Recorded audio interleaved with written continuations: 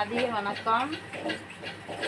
நீ பாருங்க, என்னடா இவங்க நேற்று தோட்டத்தில் விதை போட்டாங்க, விவசாயம் பார்த்தாங்க அப்படின்னு நினைக்கிறீங்களா? தோட்டத்துக்கு போனால் தோட்டத்து வேலை பார்ப்பேன், வீட்டுக்கு வந்தால் வீட்டில் உள்ள வேலை பார்ப்பேன். அதுதான் என்னோடது. என் மைண்டு எப்பயுமே என் பாக்கெட்டில் பணம் இருந்துகிட்டே இருக்கணும். அதுதான் எனக்கு ஆசை. பணம் இல்லைன்னா பைத்தியம் முடிச்ச மாதிரி ஆயிடும். அது ஒரு இது.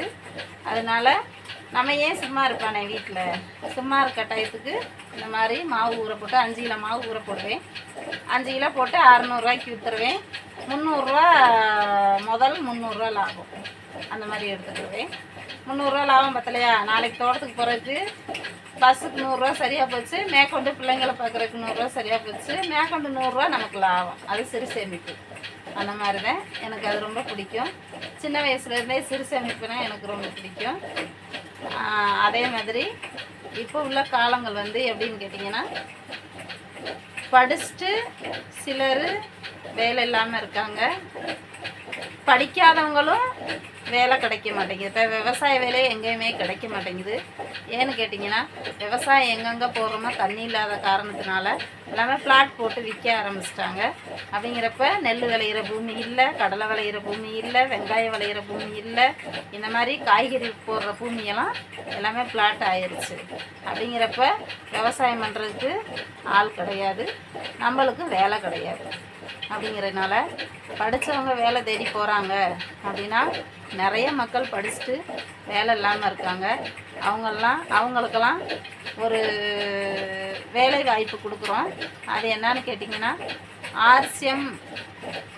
ஆர்சிஎம் கம்பெனி அப்படிங்கிறது ஒரு நிறுவனம். அந்த நிறுவனத்தில் 4000 பேர் ஒர்க்காக இருக்காங்க. அந்த 4000 பேர் ஒர்க்கில் நானும் ஒரு ஸ்டூடெண்ட்டாக இருக்கேன்.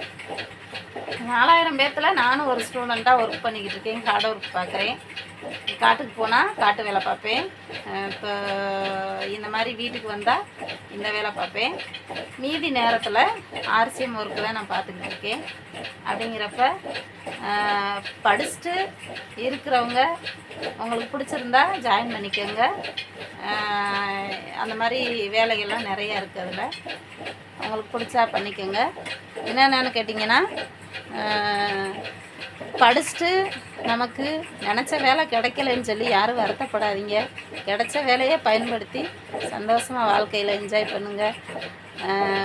படிக்கிறவங்க எல்லாத்துக்குமே எப்படா படித்த வேலை வரும்னு தான் எதிர்பார்க்குறாங்க. அப்படிங்கிறப்ப நம்ம காலங்கள் போய் கடந்துருது. அப்போ நினச்ச வேலையை பார்த்துக்கிட்டே படித்த வேலை நமக்கு எப்போ வரும்னு நினச்சிங்கன்னா நம்ம லைஃப் ஜாலியாக என்ஜாய் பண்ணலாம்.